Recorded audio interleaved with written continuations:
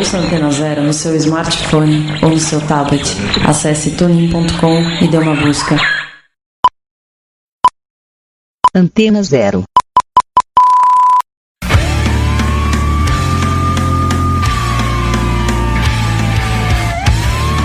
A Rádio Antena Zero apresenta Desobediência Sonora.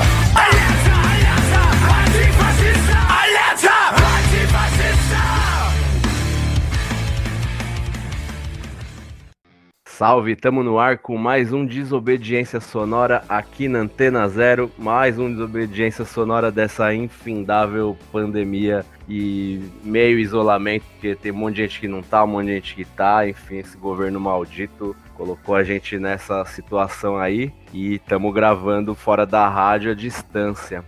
Hoje eu vou fazer aqui uma conversa para me ajudar aqui nas perguntas. A Gi, salve Gi, como que você tá? Tudo bem, naquele bem que a gente estava falando que é bem mais ou menos bem.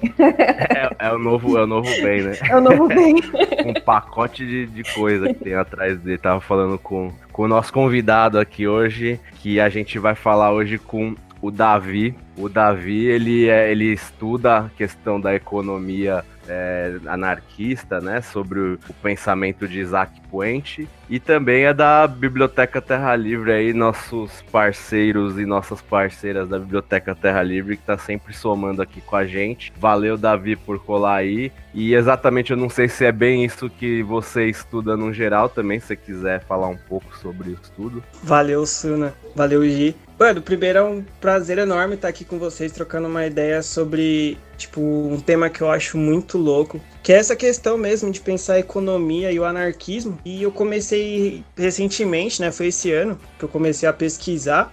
E, de um modo geral, minha pesquisa, ela não é necessariamente sobre o Puente, mas ele seria um dos capítulos, né, da pesquisa, no qual eu trabalho com o pensamento econômico da CNT e a relação entre o campo e cidade durante a Revolução Espanhola. E aí o Puente meio que é uma base assim tanto para pensar a crítica à economia capitalista e também a economia autogestionária. Legal. Ô Davi, começando, você que estuda bastante esse tema, nos dias de hoje, assim, nem dizer, eu acho que no socialismo como um todo, né, de todas as correntes já criaram um consenso que parece que a economia já é essa economia liberal que a gente vive e é a única coisa possível, né? E aí isso se transfere pro anarquismo e é uma lacuna que o anarquismo tem nos dias de hoje, assim, pelo menos na minha opinião, não sei se vocês vão concordar comigo, de que poderia ser mais estudado a questão econômica, como a gente aplicar isso, né, em larga escala e não só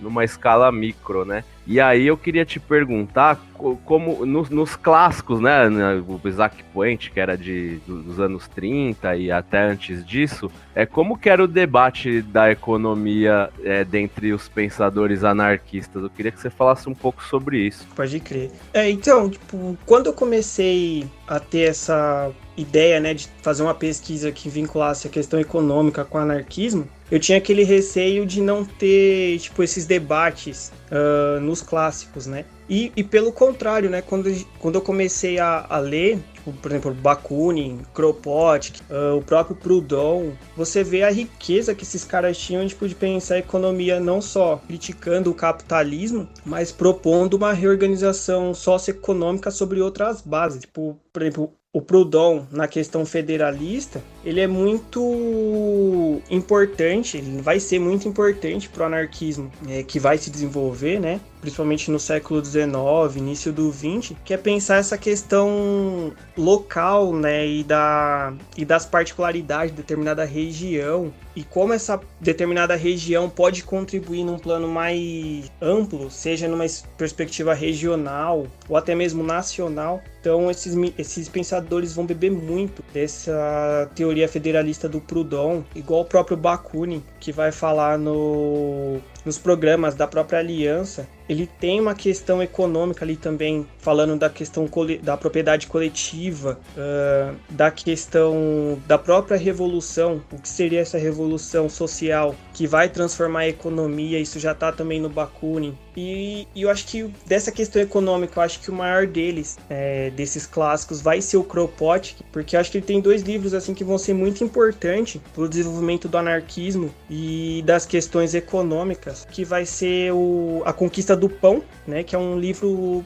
pequeno, assim, que ele faz algumas considerações acerca da autogestão, e posteriormente ele vai publicar, acho que em 1898, a primeira edição do Campos, Fábricas e Oficinas, que vai ser um dos livros mais importantes para a constituição do movimento anarquista na Espanha, e vai influenciar muito o Puente, que nesse livro ele vai pensar como a questão industrial ela pode ser descentralizada de um ponto de vista de respeito às particularidades de determinada região ou país, e pensando como que ela se organiza de modo combinado com o campo. E isso é muito louco. Se a gente for parar para pensar, outras escolas do pensamento socialista vão conduzir uma revolução que, na verdade, o campo ou a agricultura ela é conduzida pela cidade e pelo trabalhador e trabalhadora também operário fabril. Então isso é muito interessante, que o Kropotkin ele vai criticar isso. Ele vai falar que para uma efetivação de uma organização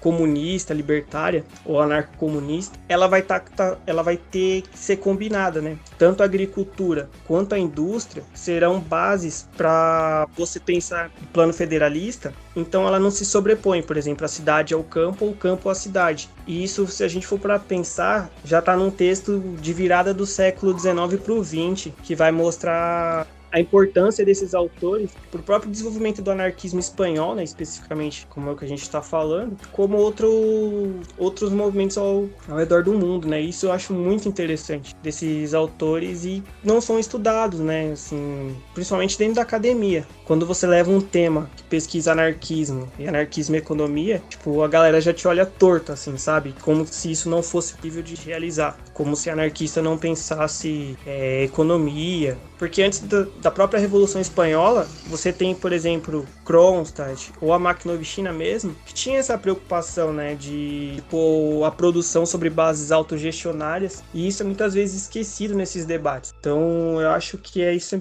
é muito interessante da gente resgatar a partir desses exemplos históricos e pensar a própria sociabilidade que a gente quer construir enquanto anarquista, que eu acho mais louco, assim, desse tema. Esse tema, eu sempre troco essa ideia com a Gi, por exemplo, daí a Gi pode até me complementar aqui, a gente procurando coisa, e é muito difícil achar coisa, inclusive, traduzida para português, né, que fala sobre isso, e tem bastante gente pensando de forma profunda, né. Eu não sei, ao que você atribui mais ou menos esse abandono, vamos dizer assim, porque o fato de ter poucas coisas traduzidas reflete um pouco também de nós mesmos, os próprios anarquistas, terem algum tipo de colocar um pouco em segundo plano, mas também tem a ver o que você falou com os marxistas, que também teve certa hegemonia na academia, deixa um pouco de lado, os liberais também, enfim. O que você tem alguma pista disso, um chute para explicar um pouco essa defasagem que a gente tem? Eu acho que essa questão, igual você levantou, da tradução, porque, por exemplo, esse livro mesmo do Kropotkin, Campos, Fábricas e Oficinas, eu só encontrei uma edição antiga dos anos 60, eu acho que está em espanhol, e a outra que está em inglês. Então, isso já limita muito de você pegar e fazer essa leitura econômica. E fora que, por exemplo, se a gente for para pensar o Bakunin, que querendo ou não, um dos militantes mais conhecidos e discutidos dentro do movimento anarquista, é recente que está sendo traduzido os textos deles, né? A gente tem aquelas obras escolhidas que agora estão sendo traduzidos para o português. Por exemplo, texto como o Império Knut Germânico, Estatismo e Anarquia, está tendo uma nova tradução, uma nova edição agora, né? Então é isso que limita muito também esse debate. E fora que, assim, como autodidata, assim, a gente como autodidata, pegar e fazer uma análise até onde tem essas questões econômicas, também é muito complicado, né? Porque você precisa ter, pelo menos, uma certa noção de que cada autor tá falando, qual que é a trajetória dele. Então, para pegar essas questões é bem complicado. Então, acho que isso limita um pouco, né, da gente fazer esse debate, tanto num plano mais desses clássicos, quanto até mesmo durante a Revolução Espanhola, que agora que, se a gente for ver, que tem tá crescendo, né, as pesquisas sobre a revolução. Isso é muito legal, né, da gente ver, que é uma forma da gente debater entre a gente, enquanto anarco, e também levar isso para a academia também, mostrar que tem produção dos anarquistas, tem questões econômicas no movimento anarquista. Eu acho que é uma batalha tanto estratégica da gente, quanto teórica. Isso eu acho que é o mais louco, assim, sabe? Certo. Davi, vamos ouvir um som aí para ilustrar um pouco e depois a gente volta para continuar trocando essa ideia. Beleza.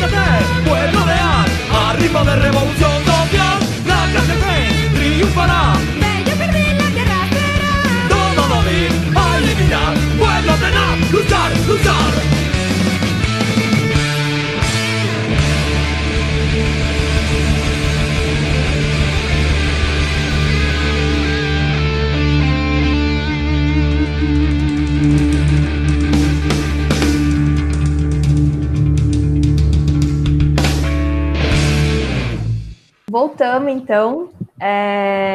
Bom, Davi, acho que obrigada pela primeira parte, foi uma puta introdução, mas eu queria que você falasse um pouquinho mais sobre o Puentes mesmo, o pensamento dele. Você tem um artigo sobre isso, né? Então, começa contando pra gente mais detalhadamente como ele enxergava essa questão e a época de produção dele, o contexto, para quem não conhece, enfim. Beleza. Então, o Puente, na verdade, ele foi um achado, né, assim pra mim, né, eu comecei a pesquisar a CNT, e aí eu achei um livreto de 50 páginas dele, escrito em espanhol, estava digitalizado, e é muito louco que ele é do contexto dos anos 30, eu acho que de 30 e 34. É bem interessante que ele já começa falando o comunismo libertário e sua possibilidade de realização na Espanha. E aí eu fui atrás, né, de mais informação sobre eles, e aí eu descobri que, na verdade, ele não era, vamos dizer assim, um teórico econômico, né, do anarquismo. Na verdade, a formação dele é em medicina, e ele sempre trabalhou com a questão da saúde, tanto que ele vai contribuir para a CNT, do Congresso de 31, com a formação da Federação Nacional Sanitária, que vai ser muito importante para trazer questões do tema da saúde, né, da classe trabalhadora como um todo, e aí abarca a questão de moradia, essas questões de salubridade, e também sindicalizar os profissionais da saúde, né, médico, enfermeira, pensar a autogestão dentro de hospitais. E é interessante que depois dessa organização da federação, ele vai ser convidado, né, pela FAI para propor uma teoria, né, do que seria o comunismo libertário para a Espanha. E aí esse livrinho que eu mencionei, ele vai ser editado várias vezes, né, nos anos 30. Ele vai ser em 33 publicado como A Sociedade do Pouvernir, o comunismo anárquico, e em 36, Finalidade da CNT, o comunismo libertário. E é muito interessante porque a gente lê nesse livrinho, você percebe claramente assim que ele tem uma formação bem sólida de questões econômicas e da própria tradição libertária, não só na Espanha, mas dos clássicos mesmo. E foi o que me chamou a atenção, de pensar como que ele, enquanto militante anarquista, inserido na FAI, CNT, pensou a economia da Espanha. E o que foi me chamando a atenção é que ele tinha uma clara noção da realidade espanhola, tanto de atraso econômico quanto do próprio capitalismo espanhol.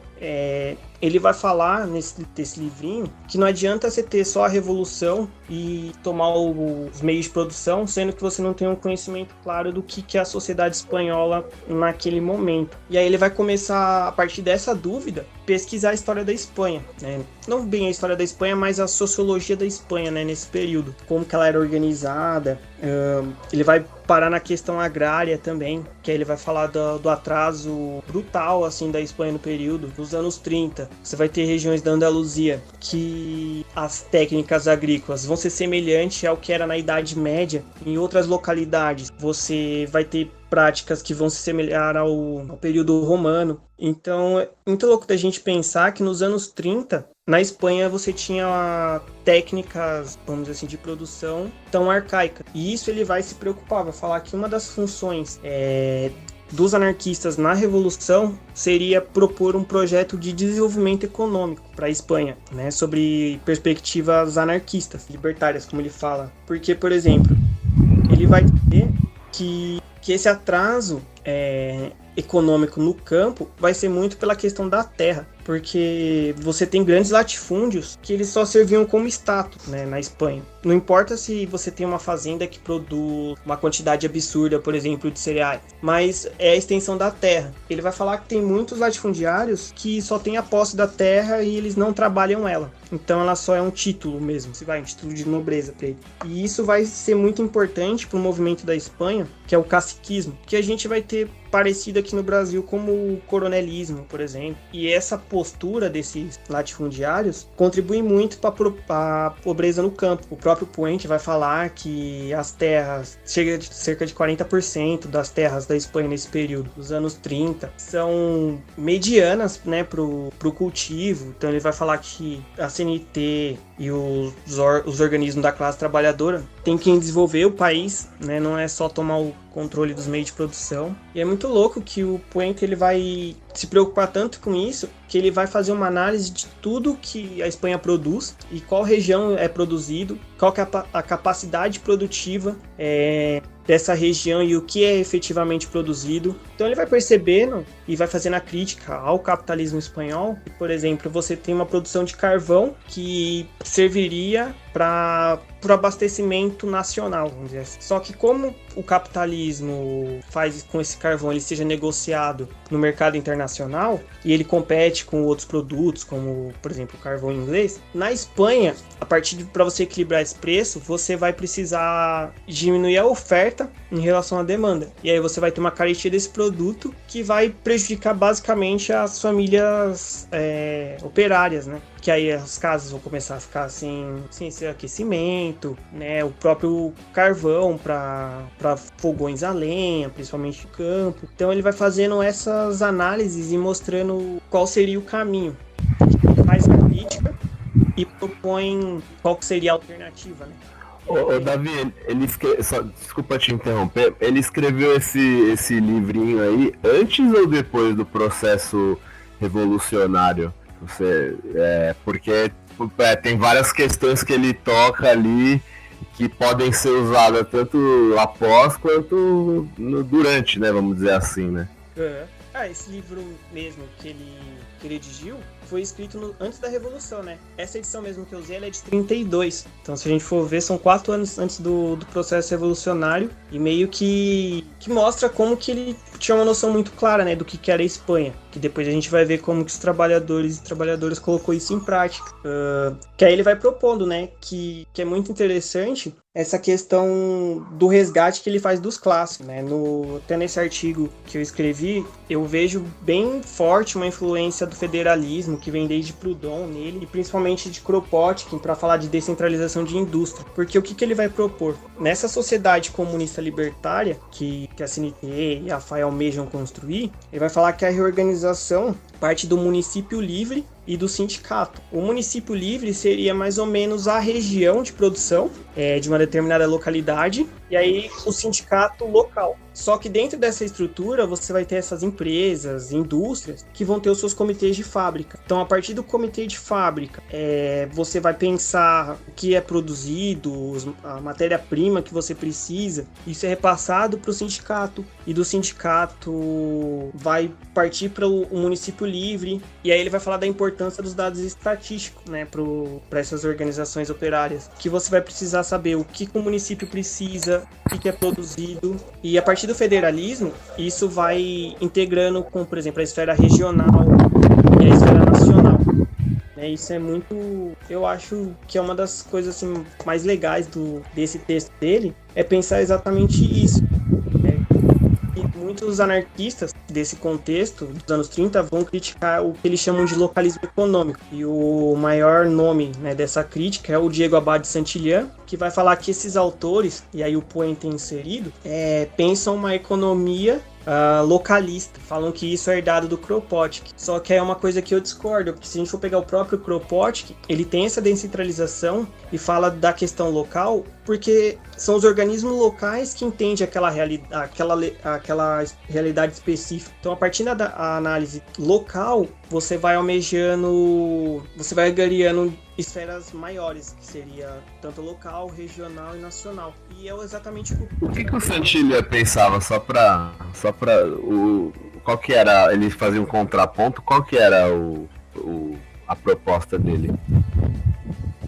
Pra ser honesto, eu acho que a proposta do Santillán ela é muito parecida com a do Puente. Só que o Santillán ele vai produzir o livro lá, o Organismo Econômico da Revolução, que não vai sair com um livro, mas vai ser publicado na revista dele, esses capítulos, vai compor o livro. Ele vai propor coisas que o Puente já está dizendo, como, por exemplo, a Federação Nacional de Indústria, que seria o ápice assim, da reorganização econômica, sobre bases libertárias e federalista. Ele vai falar também da questão local, social, que ele vai dar importância para os organismos da classe trabalhadora, que são sindicatos, comitês de fábrica. E aí o próprio Saint-Hilaire pensa também a partir do federalismo, e aí ele vai falar que esses organismos locais vão estar integrados em planos maiores, que aí seria, por exemplo, as federações regionais e a Federação Nacional de Indústria. Só que o Point também já fala isso. Tanto que o Point, nesse texto, ele vai escrever uma coisa que é muito legal, que ele vai falar que por mais que você tenha essas questões que são locais, tem coisas que a localidade ela não consegue resolver por si só,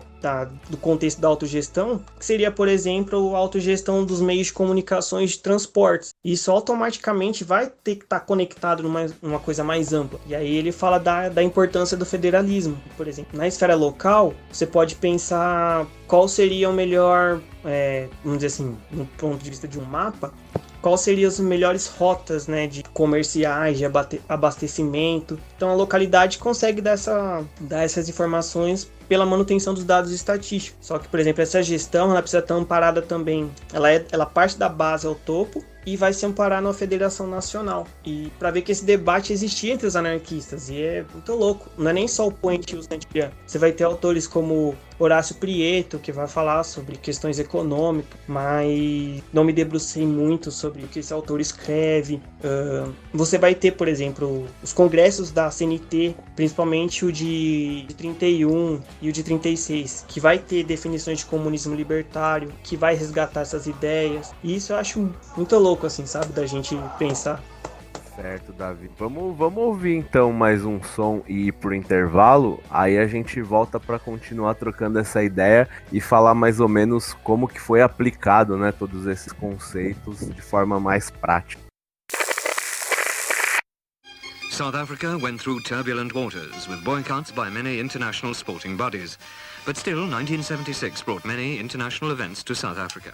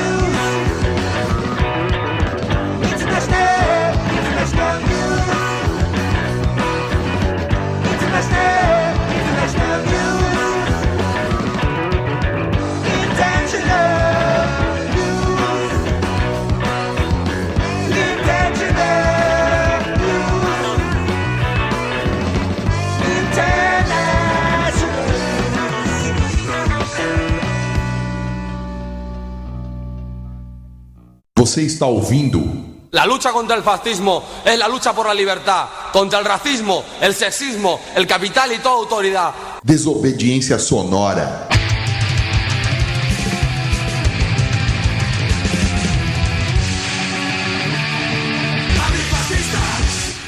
Antena Zero.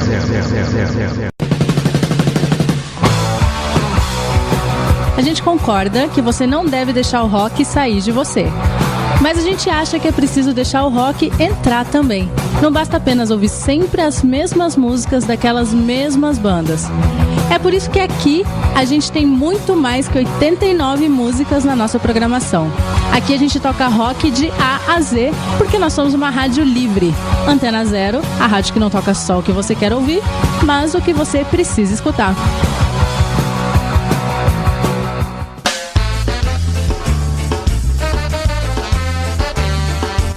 Tunes aqui na Rádio Antena Zero, toda quinta às 6 da tarde, com Mari Schultz e Rodrigo Sonesso.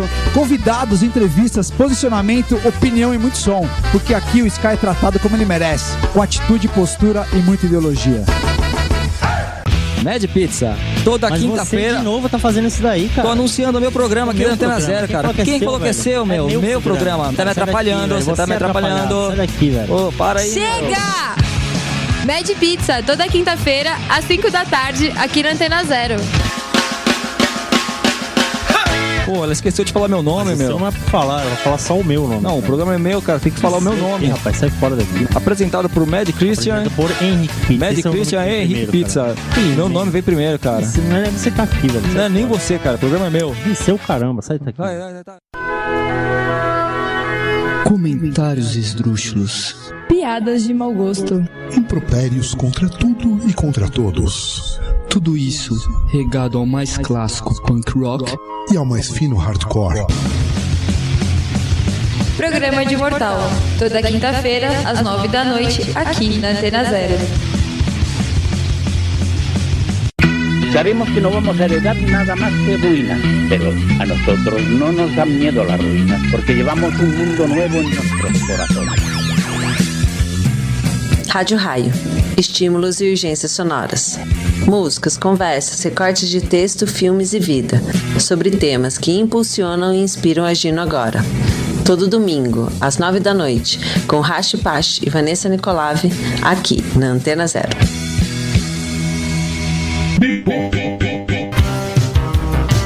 Todas as tendências musicais dos anos 80 em um só programa. Sábados, às 10 da noite, aqui na Antena Zero. Apresentação, Silvia Zahara.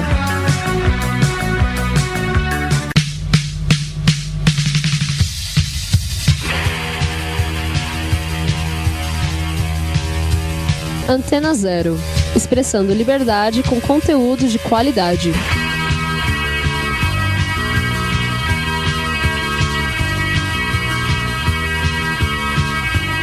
Antena Zero. Você está ouvindo La lucha contra el fascismo es la lucha por la libertad, contra el racismo, el sexismo, el capital y toda autoridad. Desobediência Sonora.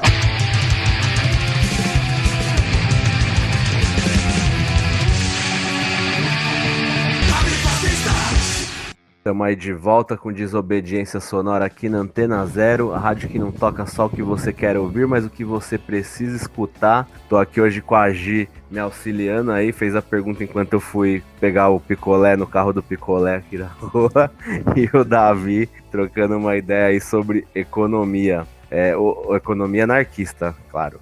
O Davi, você falou aí mais ou menos antes o pensamento do Puentes, do Santillan e tudo mais, as bases teóricas, né? Eu queria que você falasse agora sobre como isso foi aplicado, o que deu certo, o que deu errado, enfim, dentro do processo de 36 da Revolução Espanhola. Massa, né? E acho que quando a gente pega o processo de 36, pelo menos quando a gente pega esses historiadores que trabalharam esse período, e aí você pega de diversas correntes, marxista, liberal, alguns anarquistas, eles focam muito na questão da espontaneidade, né, da classe trabalhadora durante a Revolução. Só que, por mais que seja uma espontaneidade, por exemplo, você vai ter o golpe do Franco, e quem derrota, por exemplo, o golpe em Barcelona são os trabalhadores e trabalhadoras armados, né? Então a CNT ela não teve tempo propor alguma coisa assim, já nesse, assim, que tem o golpe e tal. Tanto que no Congresso de 36 a CNT vai, que foi em maio, né, de 36, vai falar do risco de mais um golpe, né, que na história da Espanha o que mais teve foi golpe militar, e a CNT vai falar desse risco. E aí é muito interessante quando a gente pega e analisa esses debates dos anos 30, a gente começa a se perguntar em que medida foi tão espontâneo, né, essa ação dos trabalhadores. Porque esses trabalhadores e trabalhadoras inseridos na CNT, eles estavam vendo esses debates, né, isso era discutido nos congressos. Então toda essa teoria, tanto do Puente, Horácio Prieto, Santillán, foi discutido dentro das organizações de classe. Então os trabalhadores viam isso. Então isso que é muito louco da gente pensar que a espontaneidade ela está amparada no concreto também, na concretude da prática revolucionária em cima dessas teorias que eram discutidas. Só que eu acho que a CNT ela demorou muito para colocar em auxiliar, né, na verdade, não ela propriamente colocar em prática, mas junto com as organizações da classe trabalhadora, colocar em prática esse comunismo libertário. Porque, por exemplo, quem vai gerir basicamente esse processo serão trabalhadores, trabalhadoras inseridos nos sindicatos locais. Por exemplo, em Barcelona, você vê o que eles fizeram, é surreal, assim, sabe? Tipo, pensando pela autogestão. A gente tem um exemplo dessa capacidade criativa, né, da classe trabalhadora. Que, por exemplo, você vai ter uma indústria de cosmético que ela vai ser transformada para produzir material bélico. Por quê? O que os trabalhadores, a partir do comitê da fábrica, vão ter aquela sacada? Porque a máquina que faz os batons, porque naquele período o batom, a base dele era metálica. E aí formava como se fosse aquele depósito onde você coloca a pólvora para colocar o projétil. Então eles vão ver que a partir disso eles vão conseguir adaptar para fabricar munição para mandar para o front, porque o próprio governo republicano e a Generalitat, que era o governo da Catalunha, já não estão mais fornecendo material bélico para as organizações de classe, justamente para frear o ascenso revolucionário, né, da classe trabalhadora. Isso também, querendo ou não, com auxílio da cúpula, né, tanto da CNT quanto da FAI. Mas o que é da hora da gente pensar é que a partir do federalismo, que esses autores, tanto dos clássicos do anarquismo, quanto esses autores que a gente falou dos anos 30 da Espanha, vão pensar essa questão descentralizada, que por mais que você vai ter essa cúpula da CNT inserida no aparelho de Estado e contribuindo muito mais para repressão e contra-revolução do que para a revolução propriamente dita, vai ser a partir da base que eles vão tentar, né, continuar tocando esse processo revolucionário. Porque, por exemplo, a gente tem esse capítulo em Barcelona, que é muito interessante e que é uma cidade muito desenvolvida, uma região muito desenvolvida se comparar, por exemplo, com as outras cidades da Europa no período. Ela não perdia em relação a elas. E no campo, que era mais atrasado, você vai ter, por exemplo, o Conselho de Aragrão e a Federação Agrícola do Levante, que vão desenvolver técnicas no campo de irrigação, por exemplo, que tinha muitos latifúndios na época que nem sistema de irrigação tinha, ou quando tinha era muito precário. Então, os organismos de classe vão trabalhar acerca desse desenvolvimento, né, das técnicas. Principalmente na região do Levante, você vai ter um crescimento na produção de cítrico, laranja. Os próprios trabalhadores e trabalhadoras vão negociar com o mercado internacional, eles, a partir das organizações, né, sindicatos, a própria federação. Isso dá a partir da base, eles vão trabalhar essa questão econômica de intercâmbio, de exportação desse cítrico. E aí com esse dinheiro vai ser usado para a própria manutenção, né, da federação e das coletividades, e ao mesmo tempo para tentativa de continuar a revolução, né? E fora Davi, uma coisa que eu fiquei com dúvida aqui que você falou um pouco de vender produto para o exterior, né, para outros países. Como que funcionou, né, a questão da moeda dentro desses territórios? Ela foi abolida? Ela foi restrita? Como que funcionava? Vai ter coletividades, né, que vão abolir completamente a moeda e vão usar o que eles vão chamar de que se fosse uma cartela, né, que vai ser, cada coletividade vai poder trocar, os membros da coletividade vão poder trocar por bens, os meios de subsistência, tudo que você precisa para suprir as necessidades, e também fazer trocas entre as coletividades vizinhas também, né, de intercâmbio mesmo de produtos. Só que no contexto da Revolução, essa abolição imediata do dinheiro foi muito prejudicial, né, para o contexto da Revolução. Porque a partir do momento que o aparelho estatal já estava se reconfigurando novamente, e aí ele começa a atacar brutalmente as conquistas revolucionárias, e muitas vezes até com o aval desses senetistas que estavam inseridos no governo, o próprio Partido Comunista Espanhol, tutelado por Moscou, é um grande representante disso. E como o dinheiro foi abolido nessas coletividades, você não vai ter um meio de você conseguir armamento, porque se o Estado está proibindo a chegada das armas, porque muitas milícias não estavam inseridas no exército republicano, né, aquele exército profissional, se o dinheiro não tivesse sido abolido talvez naquele momento, você poderia tentar conseguir esse armamento de outra forma, né? Querendo ou não, isso prejudicou um pouco a Revolução.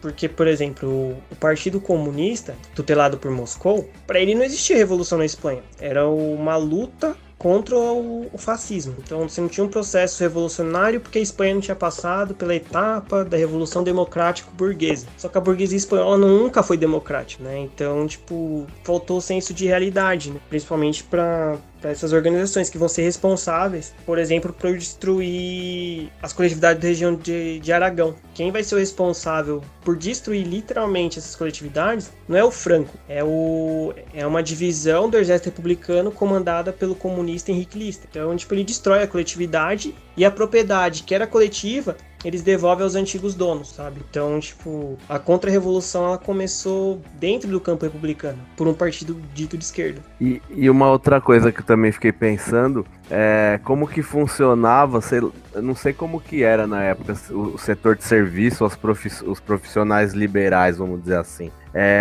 Porque tem o setor produtivo, né, que troca o trabalho pelo que é necessário, pelos bens. E esse setor, como, sei lá, vamos supor, educadores, como que era na época, né, foi extinto e aí cada qual enfim, como que era, como que funcionava? Nesses autores, né, que a gente discutiu, o Puente, o Saint-Cyr, eles falam da importância desses profissionais na própria sociedade, né, comunista libertária. Tipo, a própria questão da educação, esses técnicos, vamos supor, engenheiros, porque são eles que geralmente vão, por exemplo, que tem a técnica de como qual forma é melhor construir uma casa, por exemplo. O técnico que às vezes ele sabe consertar uma máquina. Então, ele fala da importância desses profissionais do processo revolucionário e a continuidade dele, né, depois da luta. Só que é interessante que, pelo menos no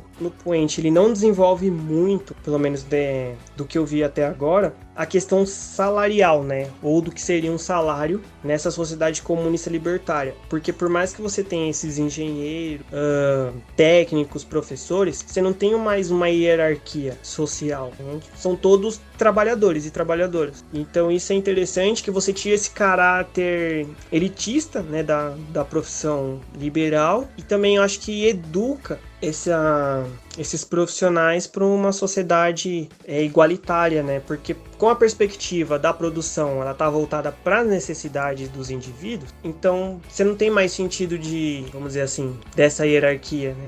Desse título, né? De engenheiro, professor, né? São todos trabalhadores, né? E isso eu acho que é uma contribuição que a Revolução tentou pôr em prática. Isso eu acho que é uma contribuição muito válida. Certo, Davi. Bom, vamos ouvir então mais um som e aí a gente volta para continuar trocando essa ideia.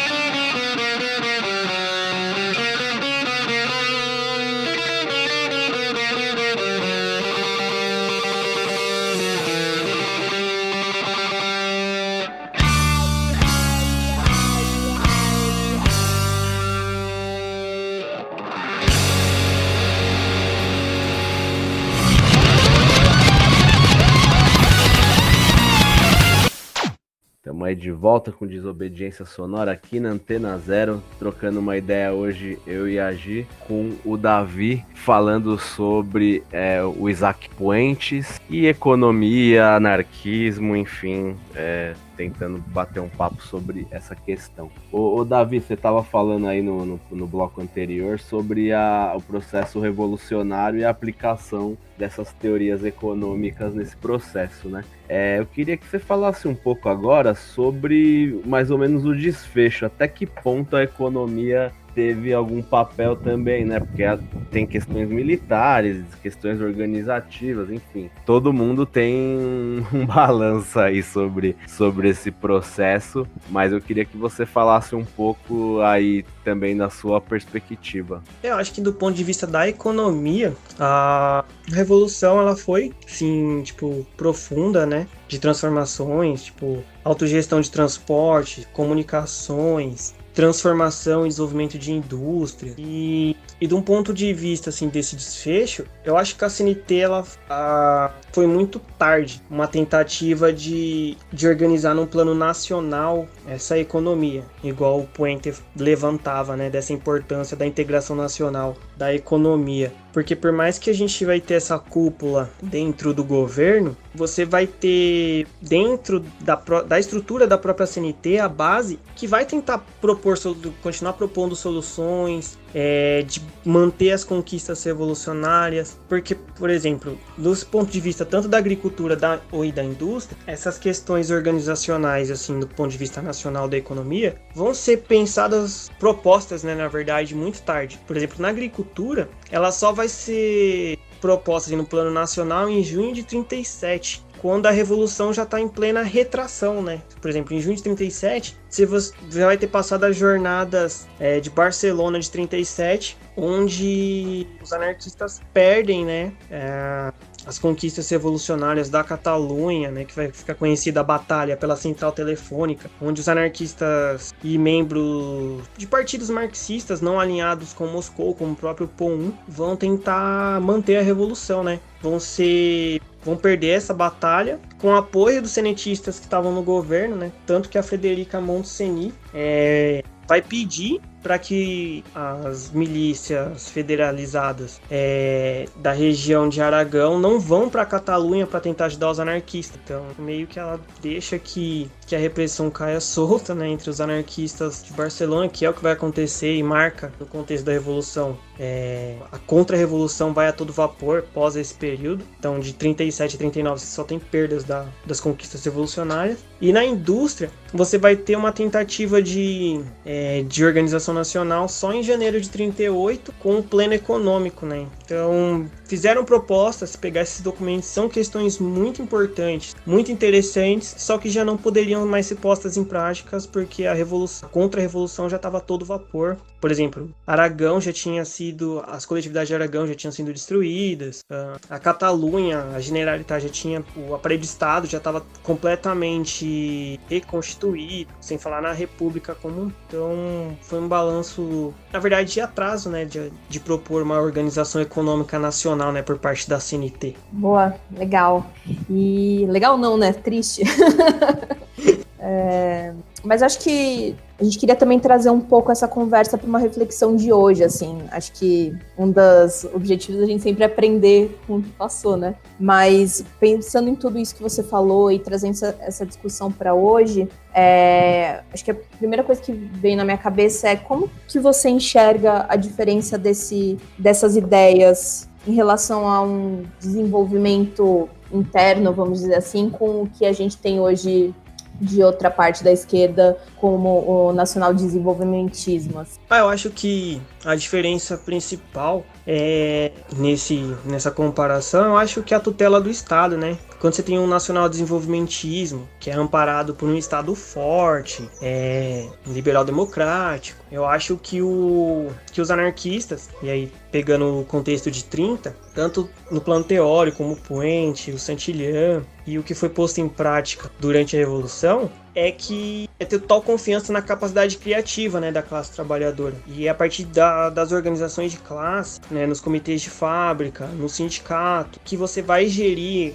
a produção e pensar a partir delas como você desenvolve uma economia. Por exemplo, a gente tem um processo brutal no Brasil de desindustrialização, né, que basicamente, vamos supor, se hoje a gente já tivesse a vacina da Covid, a gente não conseguiria vacinar a população porque a gente não produz seringa para todo mundo, que é uma coisa muito simples. Então, a gente já não tem nem mais isso. Então, eu acho que voltar para esses autores, principalmente se estão debruçando sobre as questões econômicas, é pensar que a gente tem que desenvolver a economia nacional, mas a partir da classe trabalhadora, né? Da gente pensar as organizações de um modo também não burocrático, né, como hoje, que é o que esses autores também tinham medo. O próprio Puente mesmo tinha essa preocupação, a partir da gestão dos sindicatos, não criar uma burocracia. E a partir disso, que vai criar essa questão da rotatividade dentro do sindicato. Por exemplo, todo trabalhador, a partir dos seus comitês de fábricas, tem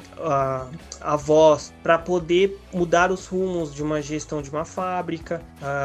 a partir disso, de como as visões daquele conjunto de trabalhadores e trabalhadoras vai estar representada no sindicato. Então você tem essa preocupação, essa perspectiva antiburocrática, né? Pensando também, acho que aqui, na nossa atualidade, essa questão agrária também, né, que o Puente estava falando. A gente tem um latifúndio brutal, né, aqui no Brasil. A gente não teve uma reforma agrária, e isso não é tão revolucionário, porque você ainda está falando de propriedade privada. E mesmo assim a gente não teve esse processo no Brasil. E quando a gente olha para esses autores, o próprio Puente vai mostrar que um caminho é pensar também essa questão da gestão do campo. Você tem uma coisa no Puente que é muito legal, que também é a preocupação de desenvolver uma economia com preocupação ambiental. Por exemplo, ele vai falar da indústria madeireira. Ele vai falar que você, a partir do momento que você tem essa indústria, você tem então um projeto de reflorestamento também. Ou seja, não só ser uma produção predativa, mas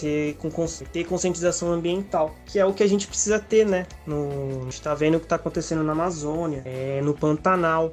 O que a gente vê com o agronegócio, que está acabando com a nossa biodiversidade para plantar soja. Você não tem uma política ambiental sobre isso. E essas questões já estavam sendo debatidas nos anarquistas dos anos 30. Eu acho que é uma lição que a gente pode nos apoiar para pensar também a nossa atualidade. Claro que ainda seguindo o Puente, pensar nossas próprias particularidades, né? Como ele mesmo disse. Isso eu acho que é uma das grandes lições que esse autor em específico pode trazer pra gente pensar o hoje.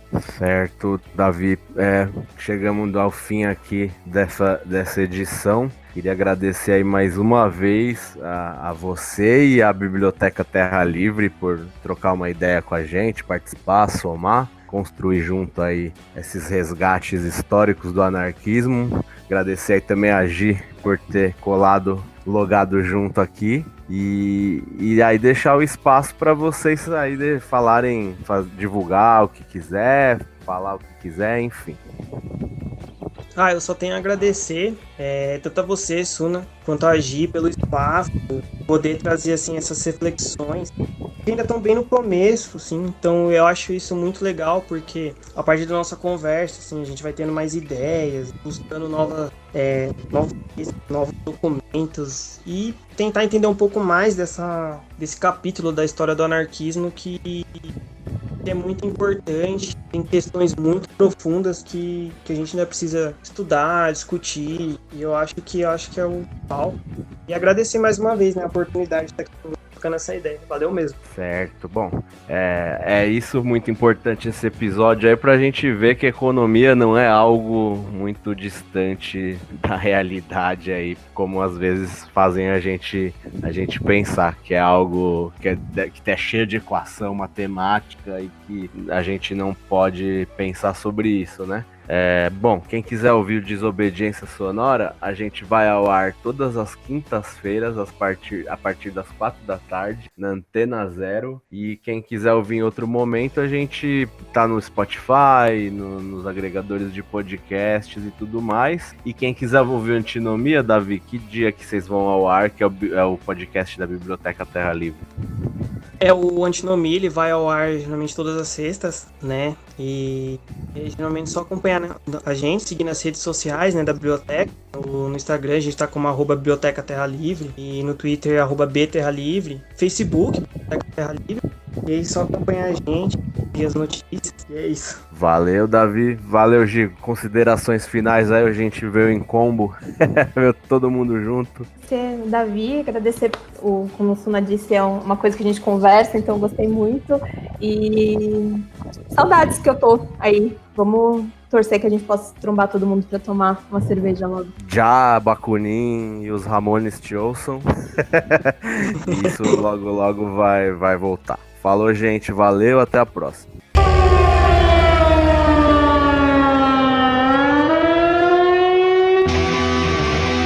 Você ouviu pela Antena Zero Desobediência Sonora, produzido e apresentado por Felipe Suna e Fernando Konesuki.